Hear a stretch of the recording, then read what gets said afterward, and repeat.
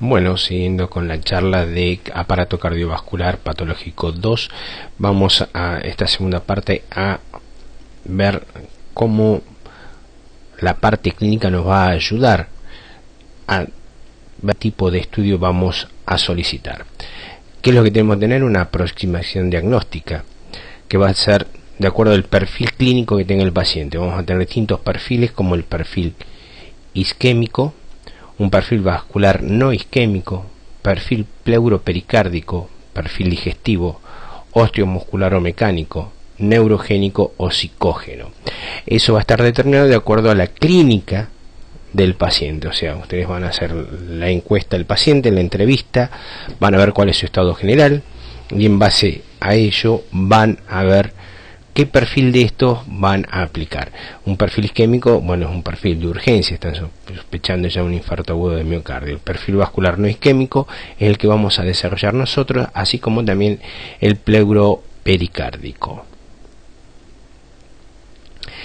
El perfil vascular no isquémico, el ejemplo típico es la disección de aorta, es un dolor de inicio brusco y muy intenso como una puñalada, se irradia hacia la espalda y desplaza hacia la parte inferior de la misma.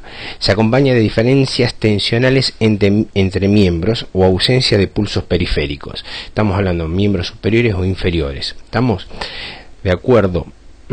Así vamos a tener en cuenta que así es la dehiscencia de superior puede producir un síncope o una ACV. Es de duración prolongada, o sea, más de 30 minutos.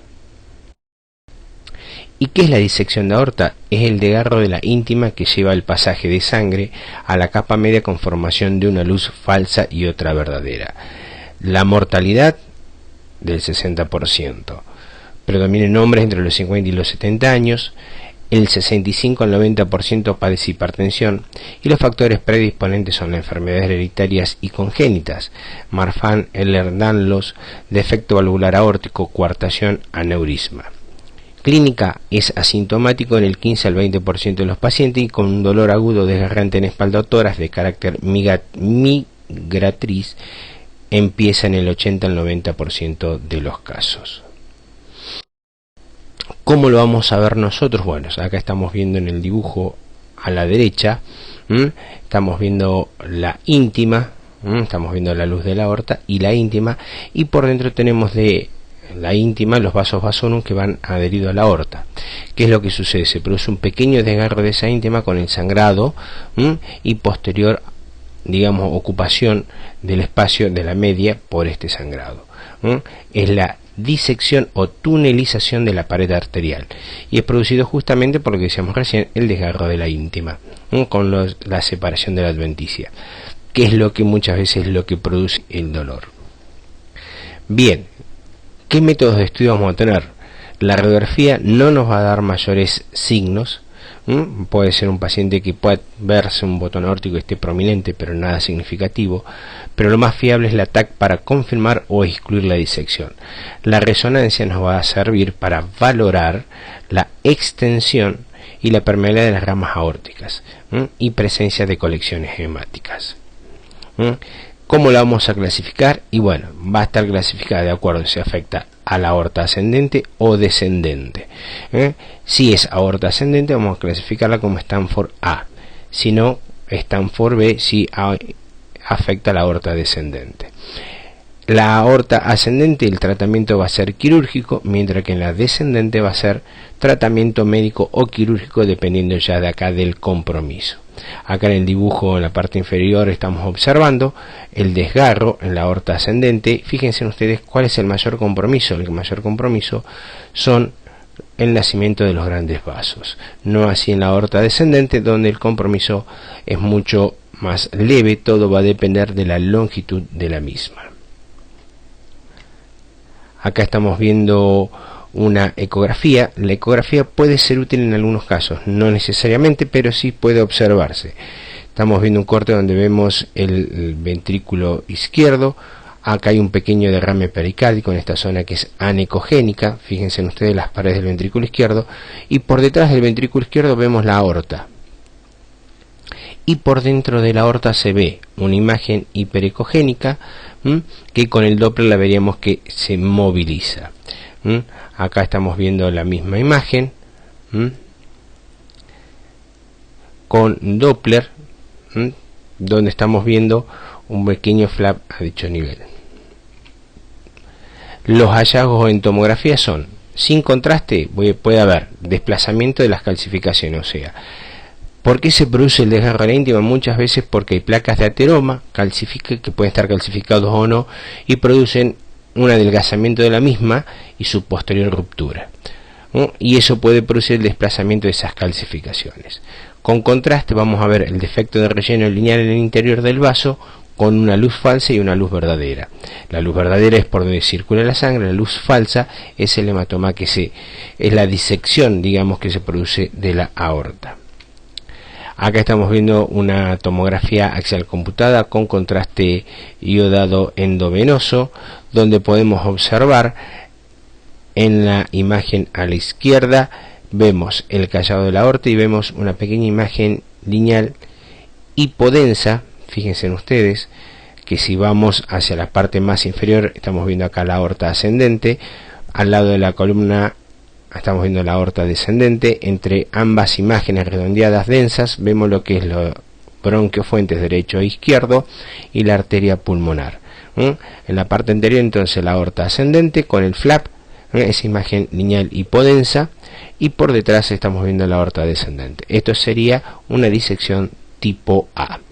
En el corte donde vemos únicamente, digamos,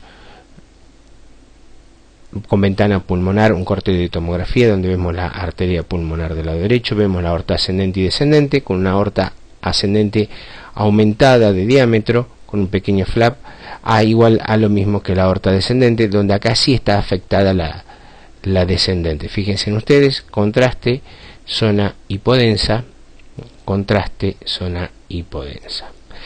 Entonces tipo A o proximal, que afecta a la aorta ascendente, y en este caso está afectando a las dos. Acá tenemos otra tomografía también con ventana mediastinal. Fíjense en ustedes, en la parte superior estamos viendo un corte a nivel del callado de la aorta, donde se ve una imagen lineal hiperdensa que corresponde al flap. Acá está sin contraste. Sin contraste podemos ver una imagen hiperdensa.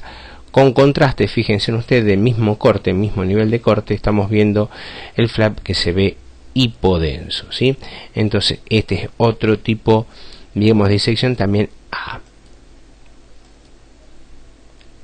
La disección tipo B o distal es cuando la aorta ascendente no se encuentra afectada. Acá estamos viendo, por ejemplo, una tomografía donde todavía tiene contraste endovenoso, pero no llegó a la aorta. Fíjense en ustedes que la aorta está hipodensa todavía.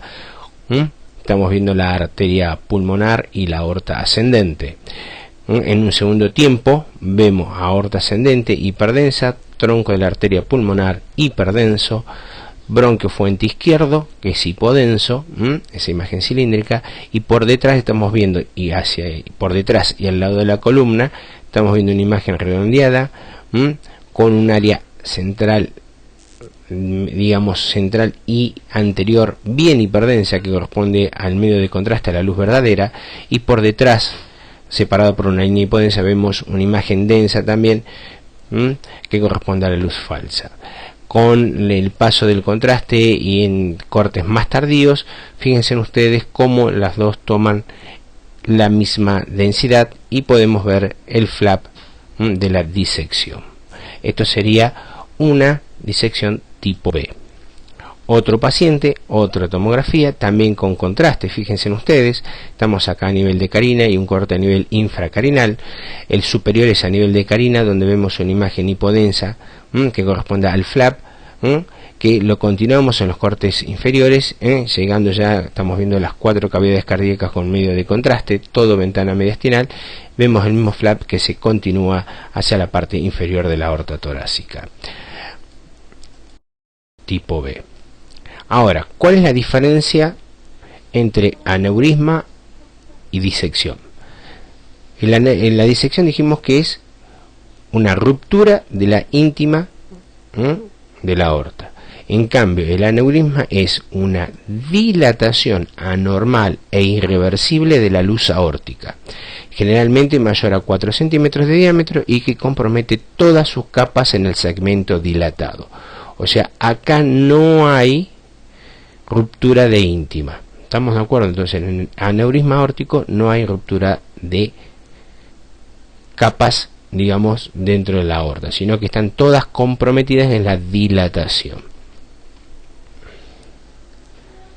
Bien, como comentábamos recién, la diferencia entre aneurisma y disección de aorta es que en el aneurisma no hay lesión de la pared, sino que se produce una dilatación de toda la pared, un adelgazamiento de la pared. Fíjense ustedes, en líneas de punto estamos viendo lo que sería el calibre normal en el aneurisma. En cambio, en la disección hay una ruptura de la íntima, o sea, de la capa más interna de la aorta, con pasaje de sangre hacia la capa media. Esa es la diferencia que tenemos nosotros, que por ahí en la radiología, fíjense ustedes, siempre va a haber un aumento de tamaño de la aorta, pero sin realmente poder diferenciar radiológicamente lo que es aneurisma y disección. ¿Cuáles son los factores clínicos de riesgo? Bueno, la genética, edad avanzada, enfermedad arteriosclerótica, hipertensión, hipercolesterolemia, hiperlipidemia, diabetes. Y puede haber otras causas como también pueden ser traumatismos principalmente y debilidad mural congénita por enfermedad de Marfan. Los aneurismas son más frecuentes en la aorta torácica, puede también visualizarse en la parte de aorta abdominal e involucrar ambos vasos ilíacos y seguir hacia las ilíacas interna y externa. Es más común en el hombre, que generalmente son asintomáticos. Muchas veces por ahí pueden consultar por disfagia, o también se pueden encontrar en la consulta cuando llega el paciente y le dice: como siento como un latido en el abdomen. Entonces, cuando uno le pide una ecografía para ver cómo está vesícula, cómo está hígado, cómo está páncreas, hace la ecografía y se encuentra con que la aorta abdominal está dilatada. A veces son hallazgos casuales que pueden llegar a darse, es importante tenerlo en cuenta. Conducta a seguir: menos de 5 centímetros, solamente control. Mayor a 5 centímetros o crecimiento mayor a 1 centímetro por año es de tratamiento quirúrgico. ¿Cómo pueden ser estas dilataciones? Pueden ser fusiformes o saculares. ¿Qué significa esto? Fusiformes, que toman toda la circunferencia del vaso en forma cilíndrica o ahusada. Ya vamos a visualizarla. Y las saculares son bien definidos, con compromiso de un segmento únicamente del vaso. Puede presentarse como una bolsa excéntrica que sale de un lado de la pared aórtica. Normalmente estas saculares, tengan en cuenta que no solamente los aneurismas van a estar a nivel de la aorta, sino también van a estar a nivel de la arteria cerebral o en la zona de polígono de Willis. Entonces, que estos suelen ser los saculares a dicho nivel. La complicación más temida es la ruptura del aneurisma, con una mortalidad del 42 al 70%, es lo que acabamos de nombrar recién, más que todo a nivel de la arteria cerebral. Y el riesgo de ruptura es en un aneurisma de más de 6 centímetros a nivel de la aorta, por lo que en estos casos se prefiere realizar tratamiento quirúrgico. Método de estudio, volvemos otra vez al mismo. La radiografía nos puede hablar de un botón aórtico prominente, o un aumento del diámetro del botón aórtico, con lo cual nos puede hacer sospechar del aneurisma aórtico. Dijimos recién la ecografía, un paciente de un hallazgo casual, pero la TAC es el método más eficaz para el diagnóstico de aneurisma y de detectar sus complicaciones. La resonancia magnética es útil para la detección también de aneurisma de la raja aórtica y reconstrucciones multiplanares para el tema del flujo sanguíneo. Los hallazgos en tomografía sin contraste: vamos a tener la deformidad y dilatación focal o difusa del vaso, calcificaciones periféricas, desplazamiento de estructuras mediastínicas, colecciones periaórticas cuando están complicadas. Con contraste, una luz permeable, un trombo mural que produce dicha dilatación, el engrosamiento mural y las colecciones cuando están complicadas los aneurismas. Acá estamos viendo un paciente con una teleradiografía de tórax Fíjense en ustedes la sombra, la radiopacidad del mediastino. Estamos viendo la radiopacidad del mediastino, una imagen cilíndrica radiolúcida que corresponde a la tráquea. Hacia la izquierda de ella vemos una imagen densa, radiopaca, bien definida, de aspecto redondeado, que corresponde al botón aórtico aumentado de calibre. Esta es una imagen típica de aneurisma, pero fíjense ustedes que el resto de la silueta cardíaca está normal. No tengo compromiso de vasos pulmonares. ¿Qué es lo que pasa? Hacemos la tomografía y acá estamos viendo la imagen. Estamos observando la luz de la tráquea, un corte en cortes suprascarinales. Es un corte supracarinal donde vemos la imagen hiperdensa con contraste y el mural. Acá estamos en el segundo corte, un poco más por debajo, vemos el calibre y el diámetro de esa aorta, que mide 7 por 9 centímetros, y un corte a nivel de carina. Sigue aumentada de tamaño, pero no de tal medida. Fíjense ustedes que la aorta ascendente tiene un diámetro de 42 por 38 milímetros. Estamos hablando que está normal, no así la aorta descendente. Este es un aneurisma de aorta descendente y callado. Acá estamos viendo otro paciente. Fíjense en ustedes, estamos a nivel de carina. O sea, acá estamos viendo las imágenes donde tengo una gran masa densa, isodensa con las partes vecinas de la silueta cardíaca, y la misma imagen vemos que se pone hiperdensa luego del medio de contraste. Estamos viendo la aorta descendente de calibre conservado y las arterias pulmonar desplazadas. ¿Qué puede ser esto? Y bueno, hacemos un corte sagital, una reconstrucción, y acá estamos viendo un gran aneurisma de la raíz de la aorta. Fíjense ustedes, acá estamos viendo la raíz de la aorta y el gran aneurisma, que lo vemos en una reconstrucción. Estamos viendo el estudio con medio de contraste. Aneurisma de la raíz aórtica. Acá tenemos otro paciente donde estamos en la primera imagen arriba a la izquierda, observamos el corazón y la aorta descendente aumentada de calibre, una imagen isodensa, no tenemos contraste endovenoso. Estamos viendo las calcificaciones en la pared de la aorta, se le realiza contraste al paciente, vemos las 4 cavidades cardíacas con contraste y la aorta también hiperdensa con calcificaciones en su pared y un gran trombo mural en su cara posterior.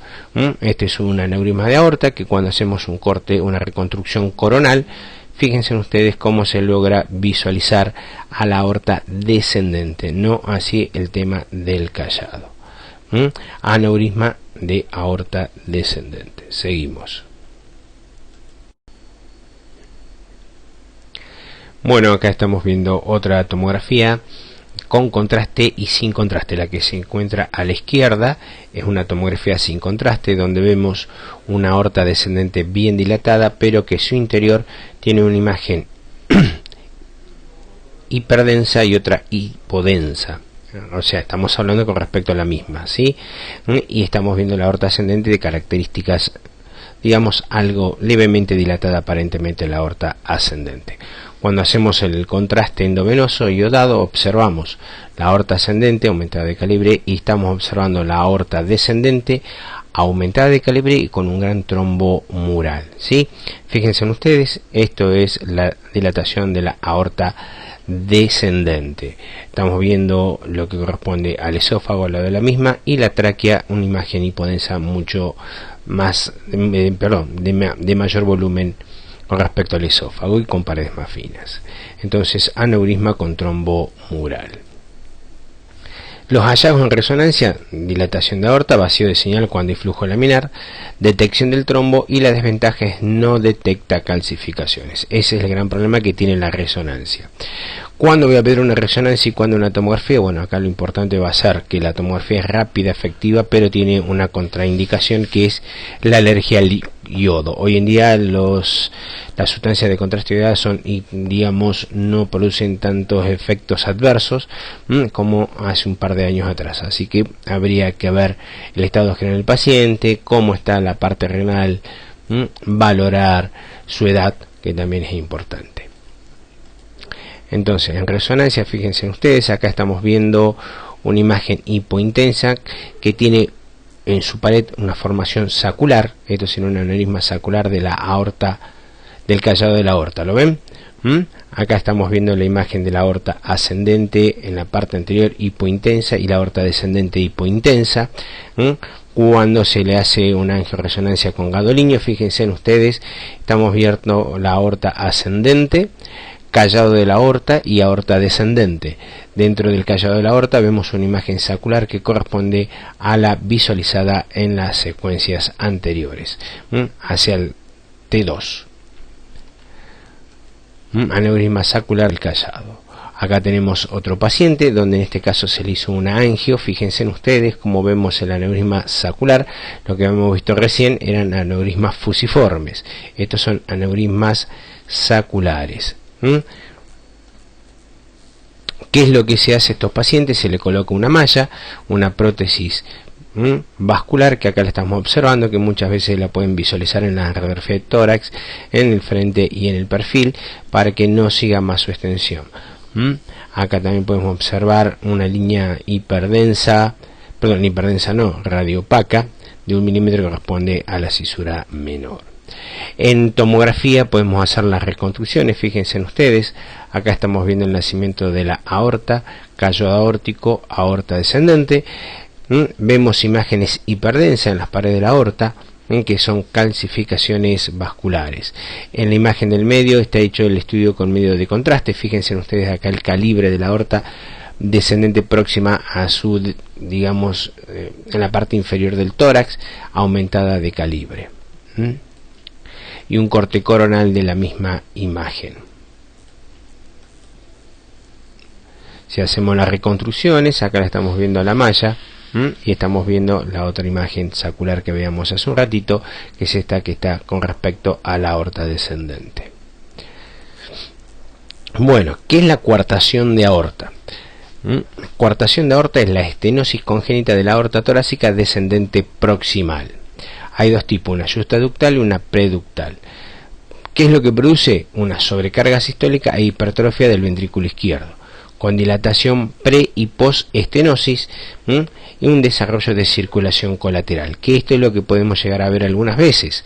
¿Y dónde lo vamos a ver esa circulación colateral? En las radiografías. Casos leves, tórax normal. Si no, vamos a tener el signo de la figura en 3 en las muescas costales. Veamos qué es lo que tenemos. Acá tenemos una coartación de aorta, fíjense en ustedes, tenemos un agrandamiento del ventrículo. Acá en la imagen a la derecha, donde vemos la región costal del tórax, fíjense en ustedes, donde están las flechas negras, se una pequeña imagen, digamos que toma aspecto cóncavo hacia abajo. Acuérdense ustedes que por debajo, por el borde inferior de las costillas, van los vasos intercostales.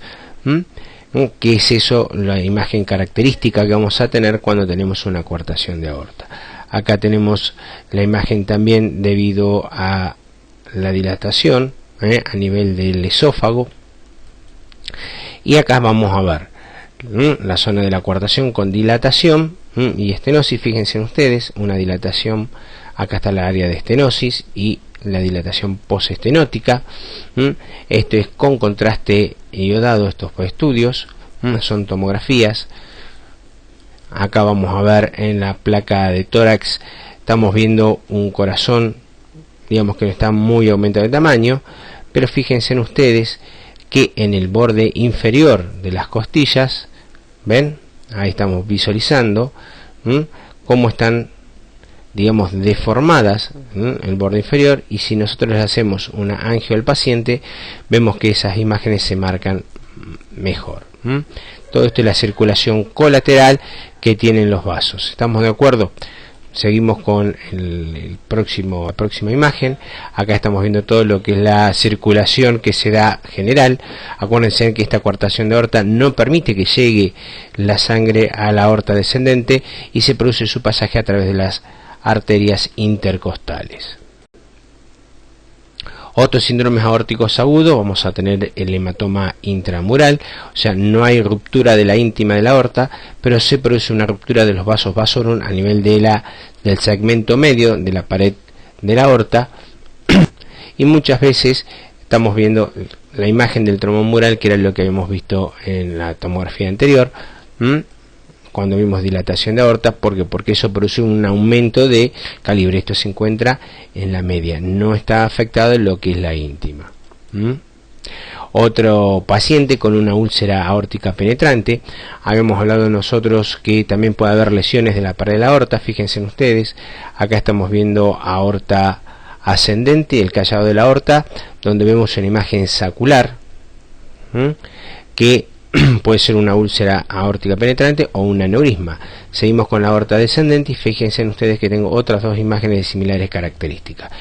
¿Cuál es la diferencia entre la dilatación de la aorta aneurismática? Fíjense acá que voy a tener una ruptura con sangrado periaórtico. Eso es una úlcera aórtica penetrante. Es cuando se forma la placa de ateroma, se produce la debilidad de la íntima con la ruptura, la presión que lleva la luz aórtica produce un hematoma dentro de la media con la ruptura, y eso a su vez puede producir la ruptura de la adventicia, con lo cual vamos a tener un sangrado, que es la formación de la úlcera penetrante. Fíjense ustedes que todas las patologías que venimos viendo de lo que corresponde a la parte vascular de la aorta está determinada principalmente por esta imagen, por las placas de ateroma, las calcificaciones que se pueden producir a veces en los ateromas, que producen la debilidad de la pared aórtica.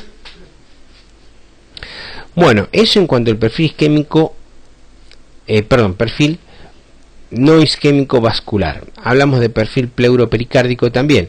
Bueno, cuando hablamos de perfil pleuropericárdico estamos hablando que la clínica del paciente está en relación a la pleura y el pericardio. ¿Y cuál es la característica? Que tiene un dolor punzante, a veces opresivo, de aparición progresiva. En algunos casos va asociado a antecedentes de neumonía o un neumotórax brusco. La localización de irradiación es variable, casi siempre en un costado o retroesternal, y aumenta con el movimiento respiratorio, la tos o la inspiración profunda. El dolor pleurítico de la pericarditis es precordial, se acentúa con el decúbito y mejora al inclinar el tronco hacia adelante. La pericarditis constrictiva tenemos que tener en cuenta primero la característica del pericardio. Tenemos un pericardio parietal y un visceral, una capa serosa y una capa fibrosa no mayor de 2 milímetros, y un pericardio visceral que es monocelular. ¿Qué es lo que puede pasar entre esas dos hojas? Entre esas dos hojas pueden suceder que haya líquido o sangre. Y debemos evaluar, además de la seriedad del diagrama, una serie de parámetros para valorar la existencia del compromiso hemodinámico. Entonces, ¿cuál va a ser el estudio para valorar una pericarditis? La ecografía principalmente, porque ahí podemos evaluar con la ecocardiografía cómo están trabajando los volúmenes, las cavidades. ¿Qué lo puede producir? Puede producir como grave un colapso de aurícula derecha. Suele ser el primer signo ecocardiográfico en aparecer. Colapso diastólico de ventrículo derecho, variación respiratoria mayor a un 25% del flujo de llenado mitral, variaciones respiratorias de la velocidad del flujo aórtico, variación respiratoria del diámetro diastólico del ventrículo izquierdo, dilatación y colapso inspiratorio de la vena cava inferior.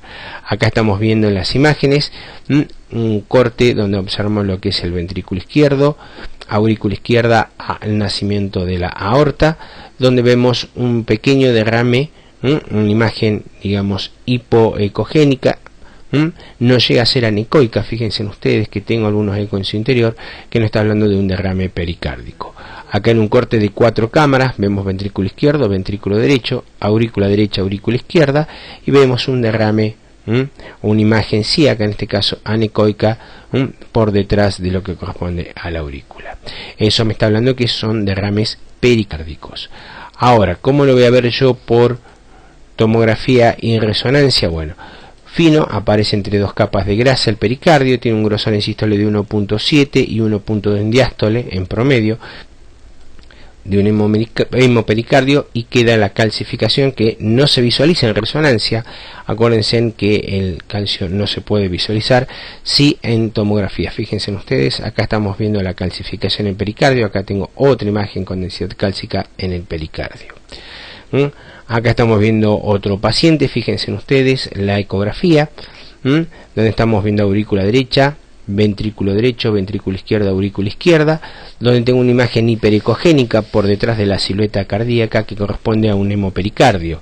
Acá estamos viendo otro paciente con una imagen densa rodeando el pericardio, rodeando a la silueta cardíaca con contraste, que me demuestra también la misma característica, un hemopericardio, que en resonancia lo podemos visualizar de esta manera, ¿sí?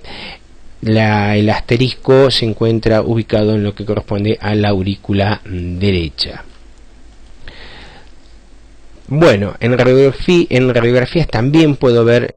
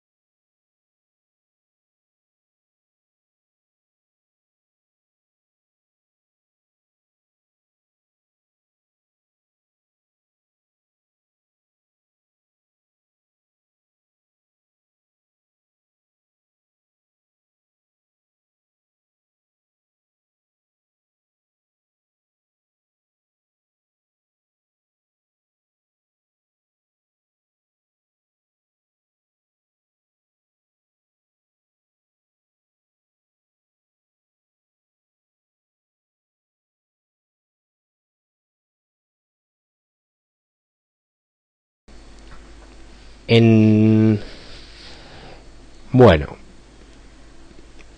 con esto creo que es todo, hemos terminado, muchas gracias, hasta luego.